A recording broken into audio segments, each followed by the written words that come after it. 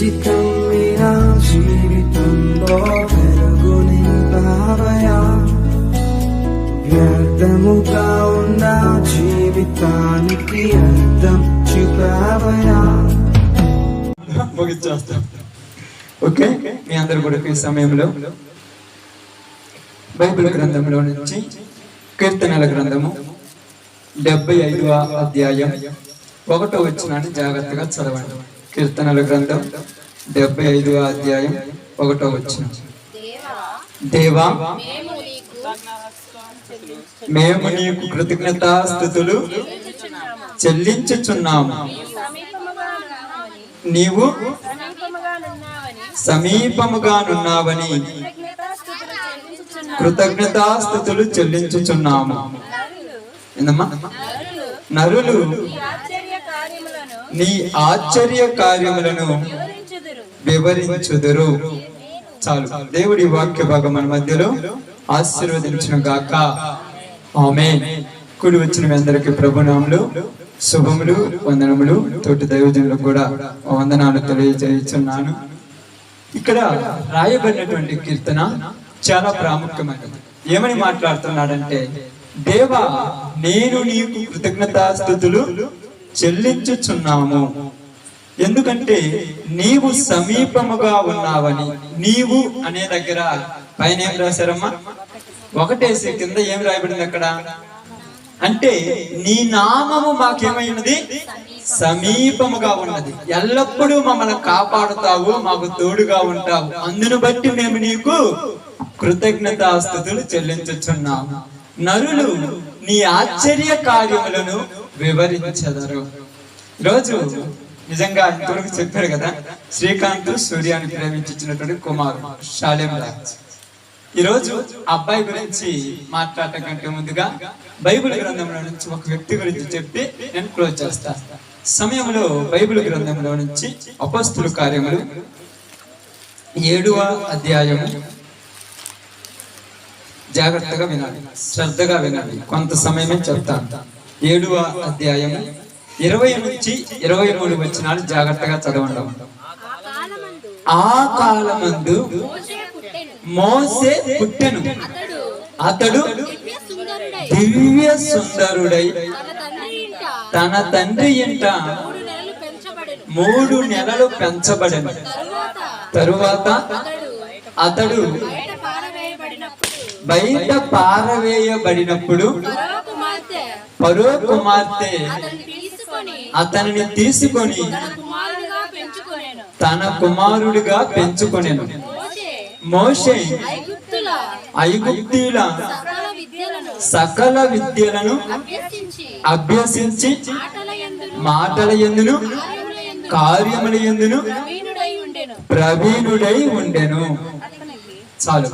చాలా జాగ్రత్తగా గమనించి ఆలోచిద్దాం. ఇక్కడ మోషే జీవితంలో జరిగిన ఒక సంఘటన జాగ్రత్తగా విందాం. మోషే ఎవరెవరికి పుట్టాడమ్మా తెలుసు ఎవరికైనా? ఇశ్రాయేలీలో పుట్టినవాడు కాదనట్లేదు. మోషే యొక్క తల్లిదండ్రులు సంఖ్యాకాండము 26వ అధ్యాయము 59వ వచనంలో రాయబడి ఉంటుంది. సంఖ్యాకాండము 26వ అధ్యాయము 59వ వచనంలో అమ్రాను కనెను. అమ్రాము భార్య పేరు యోకేబేదు. ఆమె లేవి కుమార్తె. ఐగుప్తులలో ఆమె లేవికి పుట్టెను. ఆమె అమ్రాను వలన అహరోనును మోషేను. ఎవరమ్మా?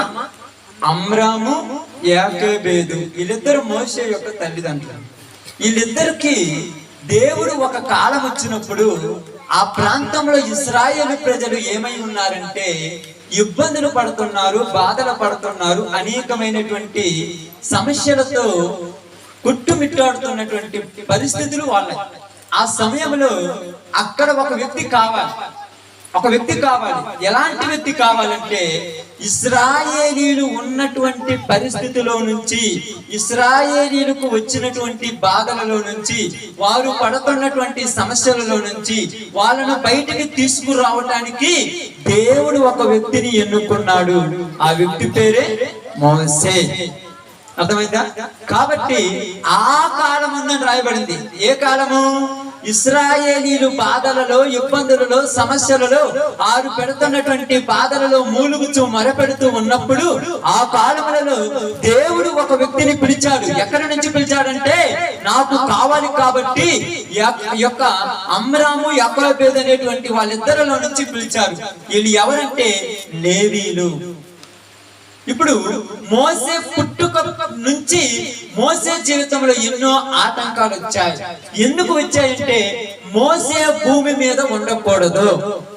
బాగా అర్థం చేసుకోండి అమ్మా, మీరు బాగా వినండి. మోసే భూమి మీద ఉండకూడదు. ఎందుకు ఉండకూడదు? మోసే ఉంటే ఏమవుతామా? ఇశ్రాయేలీలకు విడుదల కలిగించేది ఇతడే.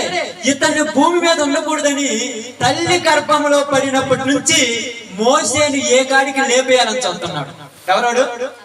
ఆమేన్. అపవాది గారు తల్లి గర్భంలోనికి పోయినప్పటి నుంచి ఆ రోజు నుంచి పగబట్టాడు. ఈడు భూమి మీదకి వస్తే వీళ్ళందరినీ ఓడించి వీళ్ళందరినీ బయటికి తీసుకుపోయి దేవుని సైన్యాధిపతిగా నిలబడి దేవుడి యొక్క కోరిక నెరవేర్చేవాడు ఈడు బయటికి రాకూడదని గర్భంలో ఉన్న పిండాన్ని గర్భంలో నుంచి బయటికి పడిన వెంటనే లేపేయమని చెప్పాడు. ఎవరికి చెప్పారు? మంత్రస్థానులకు చెప్పాడు. ఏమని చెప్పాడు తెలుసా? ఇశ్రాయేలీలలో ఆడపిల్లలు పుడితే వదిలేయండి, మగ పిల్లలు పుట్టారా అక్కడ పుట్టిన వెంటనే చంపేయండి అని చెప్పారు. ఎందుకు చంపేయమన్నారంటే, వీళ్ళకు మగ పిల్లలు వద్దు, వీళ్ళకి మగ పిల్లలు పట్టకూడదు అంటే వీళ్ళందరి కోసం అనుకుంటున్నాం మనం. మీరు అందరూ అనుకోండి, బాగా ఆలోచించండి, బైబిల్ బాగా చదవండి.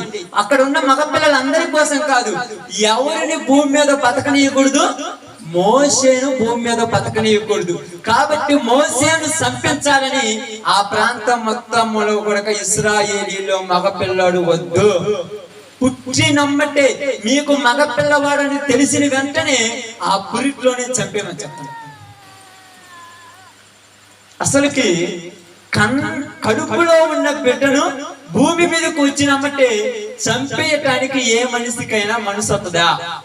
వాడు గుడ్డోడైనా, కుంటోడైనా, మోగోడు అంటే తెలియదు, వాడికి చెయ్యి లేకపోయినా కాలు లేకపోయినా పక్కన పెట్టుకొని చూసుకుంటా గాని నేను చంపని అంటారుగా. కానీ ఇక్కడ మాత్రము చంపేయమని తీర్పు ఎందుకు వచ్చిందంటే, అతడు భూమి మీద ఉండకూడదు. ఇదే పొజిషన్, ఇదే పరిస్థితి ఎవరికి వచ్చింది తెలుసా? యేసు ప్రభు వారికి వచ్చింది. ఆమేన్. Same as it is. ఎలాగని హెబ్రీయులకు రాసిన పత్రిక 3వ అధ్యాయము చూడండి. హెబ్రీయులకు రాసిన పత్రిక 3వ అధ్యాయం 2వ వచనం.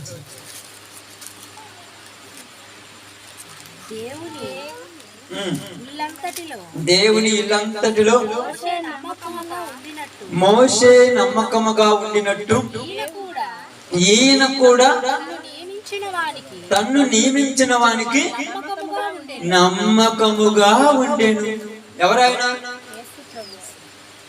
ఎలాగైతే మోసే దేవుని ఇల్లంతటిలో నమ్మకముగా ఉన్నాడో, ఈయన కూడా తన్ను నియమించిన వానికి ఎలా ఉన్నాడు? నమ్మకముగా ఉన్నాడు. ఎప్పుడైతే యేసుక్రీస్తు వాడు దేవుడికి నమ్మకముగా ఉన్నాడో, దేవుడికి నమ్మకముగా ఉండేవాళ్ళు పుట్టినప్పుడల్లా అపవాదిగా అటాక్ చేస్తున్నాడు.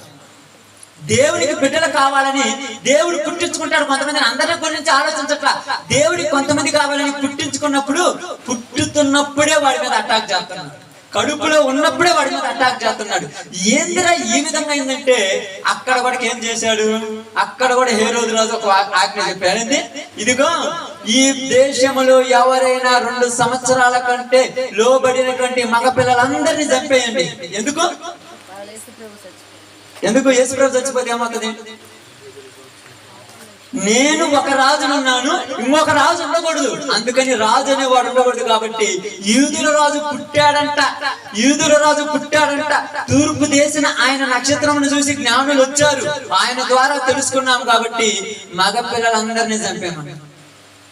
అసలు అర్థం కాలేదు బైబిల్ అనుకుంటే.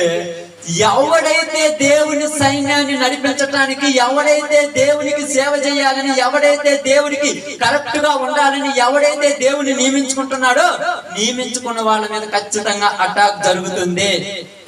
మీరు అనుకుంటారు ఏందిరా కష్టాలంటే, వాడు దేవుడికి కావాలి. దేవుడికి కావాలంటే వాడిని గర్భంలో ఉన్నప్పటి నుంచే వాడి మీద అటాక్ జరుగుతుంది. మీకు అర్థం కాదు.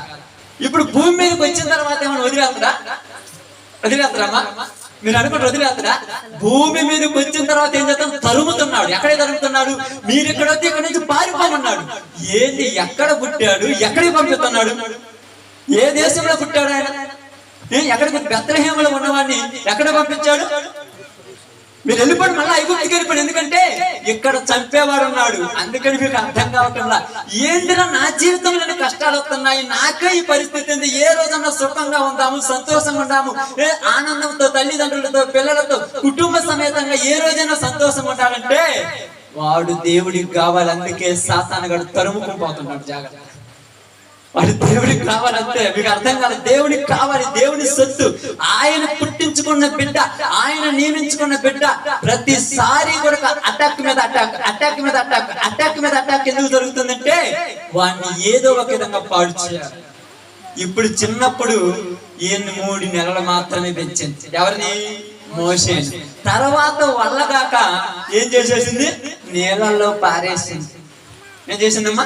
నీళ్ళల్లో పారవేసింది. ఆ జమ్ము పెట్టెలో పెట్టి నీళ్ళల్లో వదిలేస్తే శుభ్రంగా పోయాడు. ఎవరి దగ్గర పెరుగుతున్నాడు? ఫరో కుమార్తె దగ్గర పెరుగుతున్నాడు. ఇప్పుడు ఫరో కుమార్తె దగ్గర పెరిగేటప్పుడు ఎలా పెంచుతాడు చెప్పండి? రాజకుమార్తె ఆ కుమారుని ఎట్లా పెంచుద్ది? ఈరోజు చెప్పండి మీరు. సకల విద్యలు నేర్పుతారు. ఇంకా రాజుగా పెంచుతారు. ఇంకా త్వరగా చెప్పాలి మీరు. జ్ఞానవంతులుగా చదువుగా పెంచుతారు. ఇంకా మీరు ఏ కాడికి పాజిటివ్ కాదు నెగిటివ్ ఆలోచించండి. ఎలా పెంచుతాడంటే దుర్మార్గంగాను, దుష్కుడుగాను, నాశనం చేసేవాడు గాను 10 మందిని చంపి నువ్వు ఎలాగైనా నువ్వు రాజుగా, నువ్వు గొప్పగా ఉండాలి, నువ్వు అహంకారం ఉండాలి, గర్వంతో అహంకారంతో పెంచుతారు. ఎప్పుడు కూడా చూడండి కావాలంటే. తక్కువగా ఎప్పుడు పెంచరు. ఎలా పెంచుతా తెలుసా? నీకేమి తక్కువ, కింద కాడి పెట్టకుండా, నీకు ఏ కష్టం రాకుండా, ఏ ఇబ్బంది రాకుండా, ఏ సమస్య రాకుండా నిన్ను పెంచుతాము. చూడండి, ఇటువలకు రా, ఇటువల నుంచి రా. చూడండి ఎలా పెంచుతున్నారంట. పౌరో ఇప్పుడు ఉదాహరణకు మీ దగ్గర ఉన్నాయి అనుకోండి, మీ ఇళ్ళలో ఉన్నాయి కదా, మీ అందరికి ఇళ్ళు ఉన్నాయి కదా. మీ ఇళ్లలో టీవీ, ఫ్యాను, ఏసీ, కూలరు అవన్నీ ఉన్నాయి అనుకోండి. మీ పిల్లల్ని మంచిగా పెంచుతారా లేకపోతే కష్టపెట్టి పెంచుతారా? నిజంగా చెప్పండి, కష్టపెట్టాలి. ఎవరైనా ఉండరా? నువ్వైనా కింద పండుకుంటా కానీ వాడిని మాత్రం మంచి పరుపు మీద పండేస్తావు. నువ్వైనా పక్కన ఉంటావు కానీ వాడిని మాత్రం ఫ్యాన్ కింద పెడతావు. నువ్వైనా కింద ఉంటావు కానీ అన్ని ఏసీ రూమ్ ఉంచాలనుకుంటావు. నువ్వు పాసిపోయిన అన్నం తిని వాడికి మాత్రము చికెన్, మటన్, బిర్యానీలు పెట్టావు. ఎందుకంటే నా కుమారుడు ఎలాగే బతకాలి. పాపం మోసేను అలాగనే పెంచిందంట.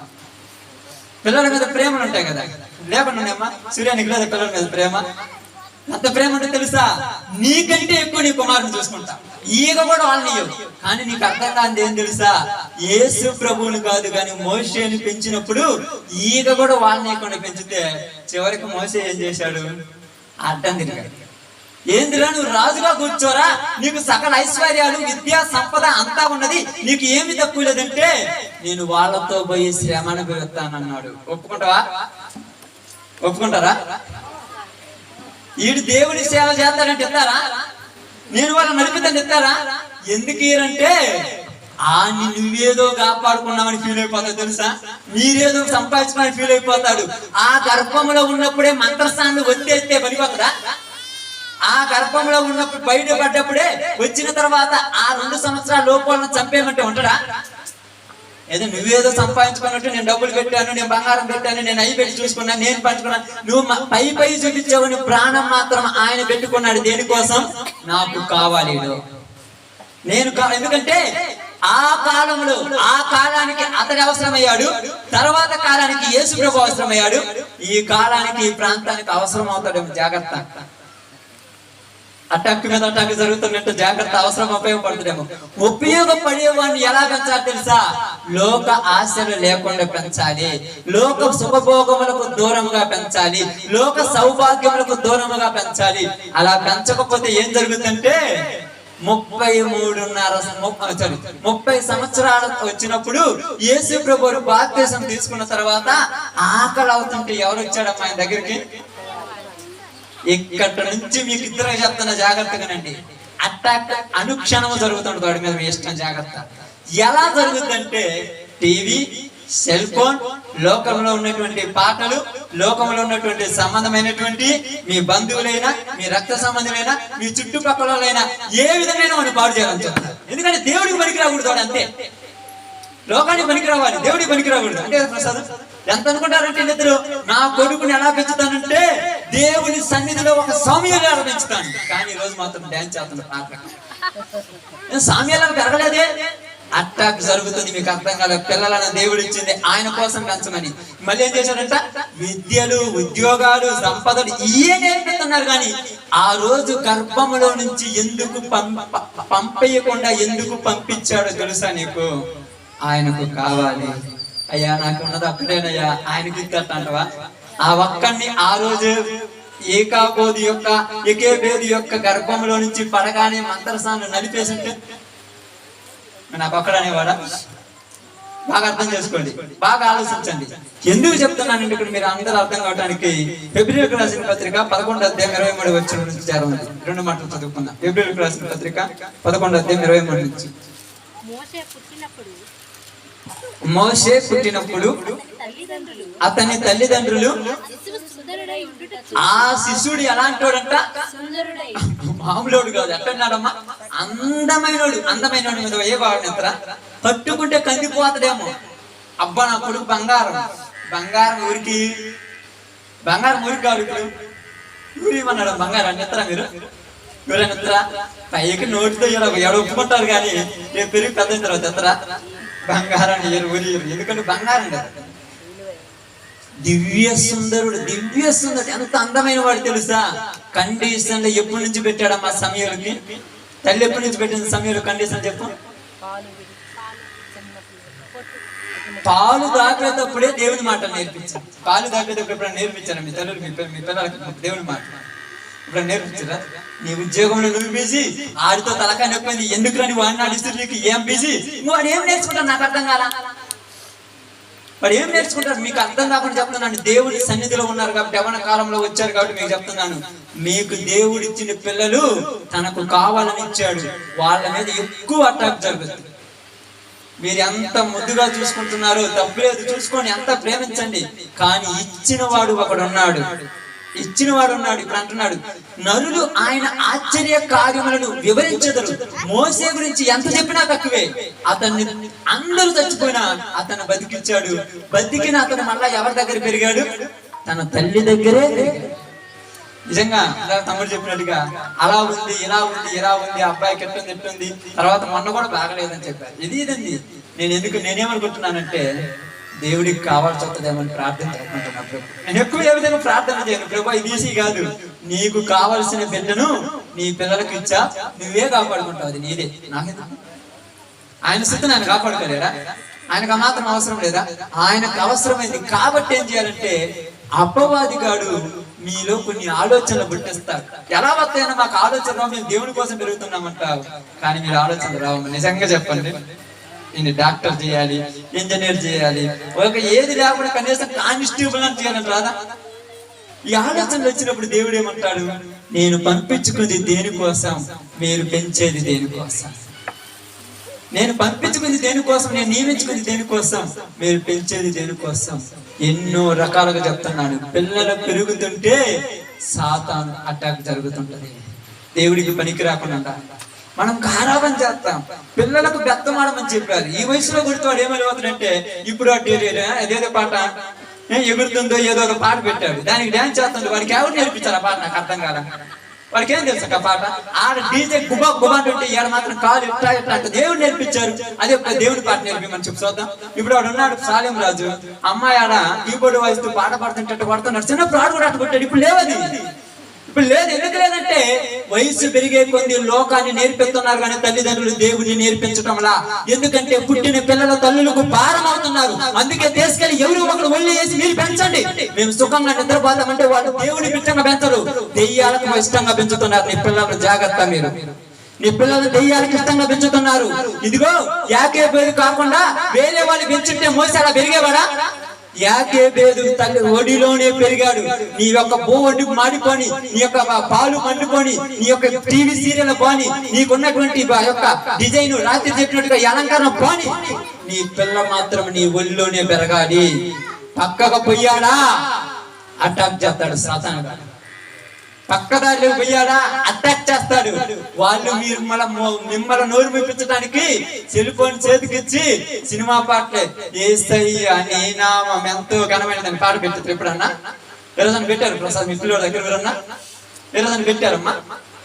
నీకు అడ్డమై ఉంటే ఆ రోజే ఆపేయాల్సింది. వద్దు ప్రభు నాకు పిల్లలని ఆ రోజు ఆపేస్తే బాగుండు. ఇప్పుడు అడ్డం కాదు, అవసరమై పిల్లల్ని ఇచ్చాడు. మీకు అర్థం కాల? దేవుడు మోసే అవసరమయ్యాడు. ఆ కాలంలో మోసే పుట్టాడు, తర్వాత కాలంలో యేసు ప్రభు పుట్టాడు. ఈ కాలంలో నీ గర్భంలో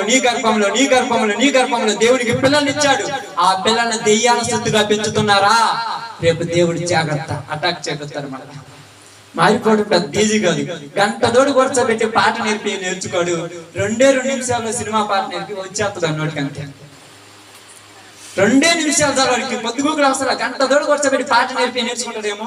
తల్లులారా మీ అందరూ చెప్తున్నాను, దేవుడు మీ గర్భంలో నుంచి మీకు మగ పిల్లలను దేనికి ఇచ్చాడంటే ఈ కాలంలో ఆయన కావాలి పిల్లలు. అందుకని ఏమన్నారు తెలుసా? కోత ఎక్కువగా ఉన్నది, పనివారు కొద్దిమంది. కోతకు పనివాళ్ళు కావాలని యజమానుని ఏడుకోమంటే యవన కాలంలో ఉన్నటువంటి ఇలాంటి పిల్లలకు పనివాళ్ళను పంపిస్తే వాళ్ళను దెయ్యపు పనులు చేయడానికి ఉపయోగిస్తున్నారు. ఎవరు కావాలి దేవునికి పనివాళ్ళు కావాలంటే ఎక్కడి నుంచి పంపించాలి? పనివాళ్ళను ఎక్కడి నుంచి పంపిస్తాడు ఆయన? నీ గర్భంలో నుంచి పని వాళ్ళు వచ్చారు. కోత కోయడానికి రెడీ చేయండి వాళ్ళు. కానీ కోత పంపి 70,000 80,000 పెట్టి యూకేజీలు ఎల్కేజీలు చదివిస్తున్నారు. ఏం చేయడానికి నాకు అర్థం కాదు. చదువు వద్దని చెప్పట్లా, చదివి అంటే కాదనట్లేదు. సకల విద్యలు ఎందుకు ప్రవీణుడే మోసే. కానీ సమయం వచ్చినప్పుడు ఏమన్నాడు? నేను చదవండి అన్నమాట ఒకసారి. 11:20 నుంచి తొందరగా.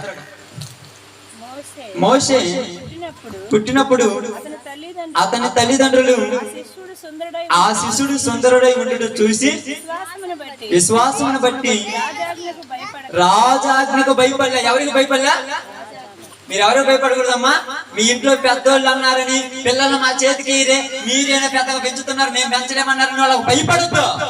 నీ పిల్లలు దేవుని కోసం పెరగాలి కాబట్టి నువ్వు కరెక్ట్ గా పెంచంతే. రాజాజ్ఞకే భయపడలే మోసే తల్లిదండ్రులు. మీరు ఇప్పుడు ఊరికి భయపడతారమ్మా? మా అమ్మ మనవని ముద్దు పెట్టుకుంటానిస్తే వాడి దేశపై టీవీ ముందు కూర్చోబెట్టి డాన్స్ చేయరా అనిపిస్తుంది. ఇప్పుడు ఎవరికి పెంచుతున్నావు నీ పిల్లల్ని? వాళ్ళ పిల్లల్ని పెంచొచ్చుగా. వాళ్ళ పిల్లలు పాడైపోయేలాగా లోకంలో తిరిగిపోయారు. ఈ పిల్లల్ని తీసుకురాగా రాజాజ్ఞకే భయపడలే. రాజాజ్ఞ ఏంది? మగ పిల్లల్ని పెంచితే తలలు తీసేస్తామన్నారు. మీ తలలేం తీసేయరు, మీతో 2 రోజులు మాట్లాడారంటే మళ్ళీ అవసరం వచ్చి మీ ఇళ్ళకాడికి వస్తారు. కానీ నీ పిల్లవాడు దేవుడికి పనికి రాకపోతే దేవుడు ఒక రోజు నేను లెక్క అడుగుతాడు. ఏమన్నాడు? రాజాజ్ఞకు భయపడక 3 మాసములు అతను దాచిపెట్టను. మోసే పెద్దవాడైనప్పుడు విశ్వాసమును బట్టి ఐగుప్తు ధనము కంటే క్రీస్తు విషయమైన నింద గొప్ప భాగ్యమని ఎంచుకొని అల్పకాల పాపభోగములు అనుభవించుట కంటే దేవుని ప్రజలతో నింద అనుభవించుటే మేలు అనుకున్నా. దేనికోసం పోయాడు పెద్దోడైనాక? నీ కోసం అంటారు. మీరు అంటారు ఎన్ని కళల కన్నా వీడి మీద ఈడేంద్ర బ్యాగ్ తెలుసుకోండి, సంచి తగిలించుకొని తగిలించుకొని పోవటానికే పుట్టించాడు అని. మీకు అర్థం కాక నీ కళల కోసం పెంచుకుంటున్నావు. దేవుని పని కోసం పిల్లలు కావాలని ప్రార్థన చేశారు. మీరు అందరు చేయలేదా? కోత ఎక్కువగా అంటారు. నాకు రోషం లేదు కానీ నన్నే ఈ పరిస్థితి లేకపోతే నేనే పిల్లోనే ఉంటే అలా పెరిగేవాడిని. నీ వల్ల కాలేదు కాబట్టి నీకు ఇచ్చారు. వాళ్ళని పెంచి శాస్త్రం చూద్దాం. మీ వల్ల కాలేదుగా, మీరు అయిపోయింది, మీ ఛాన్స్ పోయింది, మీకు ఛాన్స్ లేదు, మీ పిల్లలు ఇచ్చారుగా అని అలా పెంచండి. మీకు అర్థం కాకూడదు. దేవునికి అవసరమై పిల్లల్ని ఇచ్చాడు, అదే చెప్తున్నాడు ఇక్కడ. కాబట్టి సహోదరులారా, ఈ దినమంది చెప్తున్నాను, ఇప్పుడు ఎన్ని అటాకులు జరిగినా కూడా ఇప్పుడు ఇంక అటాకులు అలా జరగవు. ఈసారి ఎలా జరుగుతాయి? లోకములోనికి లాగేయటానికి పిలుస్తుంటాడు అపవాదిగాడు మీ పిల్లల్ని. మరి ఇచ్చిపోయి ఇచ్చారా? నీ పుల్లలో వేసినట్లే మీ ఇష్టం. కాలే నోళ్ళు చేపెడతారా? పెడితే ఏమవుద్ది? తాట లేత. అలాగనే మీ పిల్లల్ని లోకానికి ఇచ్చారా? జాగ్రత్త. ఎవరికారు మొహమాటం లేదు, ఏ విషయంలో లేదు. మీ పిల్లలు ఎప్పుడైనా వస్తారు కదా. ఏ రోజైనా గారాబంగా చూసాను ఆ పిల్లలు. నేను అందరూ గారాబంది ఎందుకంటే దేవుడికి అవసరం. నీ కుమారుడు దేవుడికి అవసరం షాలేం రాజు. యేసుక్రీస్తు పేరే పెట్టబడుతుంది షాలేం రాజు. కాబట్టి ఈ దినమందు ఈ పరిస్థితిలో షాలేం రాజు దేవుడికి అవసరము. ఇప్పటి నుంచి ఇంకా అనారోగ్య అటాకులు కాదు, లోక ఆశల అటాకులు తగ్గుతాయి. జాగ్రత్తగా పెంచుకుని పిల్లలు. ఓకే, కాబట్టి సమయంలో మీ పిల్లలను అలా పెంచి పెరిగిన పిల్లలు దేవుని కొరకు ఉపయోగపడాలని అందరూ కూడా అలా ఉంచండి. ఎందుకంటే కొద్దిగా పెరిగిన తర్వాత మీ ప్రేమల ఆప్యాయతలు ఎక్కువైపోతాయి. క్రమశిక్షణ పెంచలేరు, పెంచుతాము క్రమశిక్షణగా. క్రమశిక్షణ ఉండదు, ఒక పద్ధతి ఉండదు, ఒక పాడు ఉండదు. సమయాలు ఎంతప్పటి నుంచో క్రమశిక్షణ ఉండదు. మరి మన పిల్లలు క్రమశిక్షణ కూర్చోమంటే కూర్చుంటున్నారా, లేమంటే లేస్తారా? ఎందుకంటే గారాపం, ఆ గారాపం ఎక్కువైతే నెత్తిందంతే కానీ అప్పుడు తెలియవుతుంది అందరికి. కాబట్టి ఈరోజు మీ అందరికి చెప్తున్నాను, షాలేం రాజును దేవుడు తన కోసం ఇచ్చుకున్నాడు. కాబట్టి శ్రీకాంత్, సూర్య ఆ బిడ్డలిద్దరిని దేవుని కోసం పెంచాలని ఒక దేవుని సేవకుడిగా నేను ఆశిస్తున్నాను. ఈ చిన్ని మాటలు దేవుడు దీవించిన దాకా ఆమేన్. మంచిది, అందరూ కూడా తల ఉంచుతూ మాట